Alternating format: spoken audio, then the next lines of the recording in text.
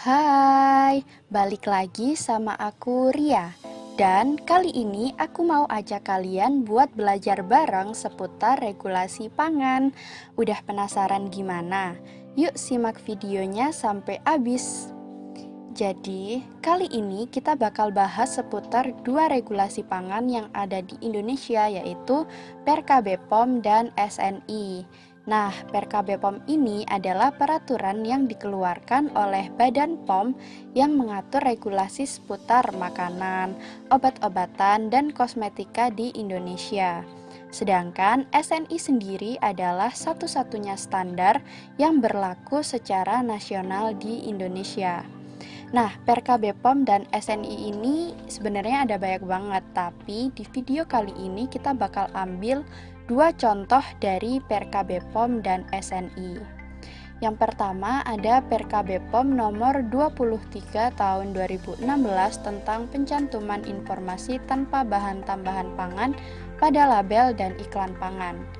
Nah, dalam peraturan ini memuat deskripsi umum tentang pangan, pangan olahan, bahan tambahan pangan, serta label dan juga iklan pangan. Di peraturan ini kita bisa lihat kalau kita itu nggak bisa ngeklaim kalau produk kita tanpa BTP, bebas BTP, atau kalimat yang semakna. Klaim tanpa BTP yang boleh dicantumin di label itu keterangan seperti tanpa pemanis buatan, tanpa pengawet, tanpa pewarna sintetis, tanpa antioksidan, dan tanpa penguat rasa.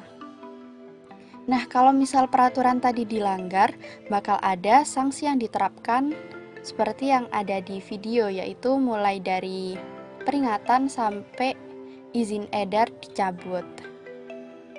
Nah, selanjutnya ada Perka BPOM nomor 8 tahun 2020. Ini mengatur tentang pengawasan obat dan makanan yang diedarkan secara daring. Di peraturan ini memuat deskripsi umum tentang obat, obat tradisional, suplemen kesehatan, kosmetika, dan pangan olahan. Nah, di peraturan ini kita bisa lihat kalau obat, suplemen kesehatan, kosmetika, dan pangan olahan yang diedarkan secara daring itu wajib memiliki izin edar dan memenuhi persyaratan cara produksi yang baik sesuai dengan peraturan perundangan yang bisa dibaca lebih lengkap di webnya jdih.pom.go.id.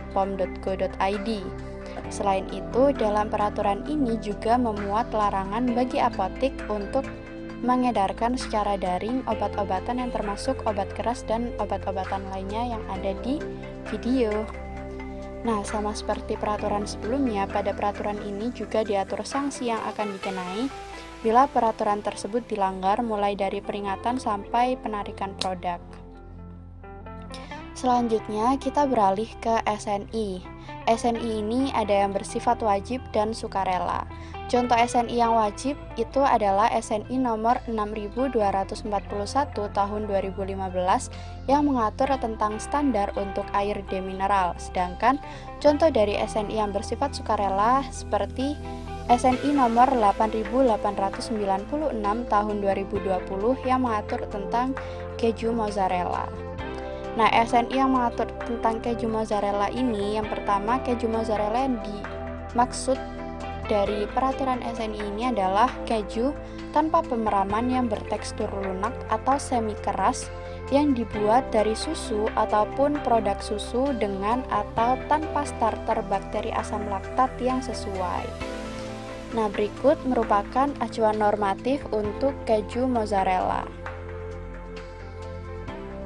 Selanjutnya adalah SNI wajib nomor 6241 tahun 2015 yang mengatur tentang standar untuk air demineral.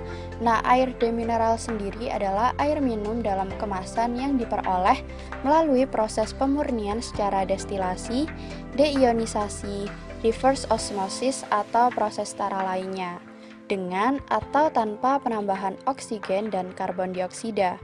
Berikut merupakan syarat mutu air demineral. Nah, air demineral yang memenuhi syarat mutu kemudian harus dikemas dalam wadah yang tertutup rapat dan wadah tidak dipengaruhi atau mempengaruhi isi, serta aman selama penyimpanan dan pengangkutan. Nah, itu tadi contoh regulasi pangan di Indonesia. Thank you so much for watching and I'll see you on my next video. Bye!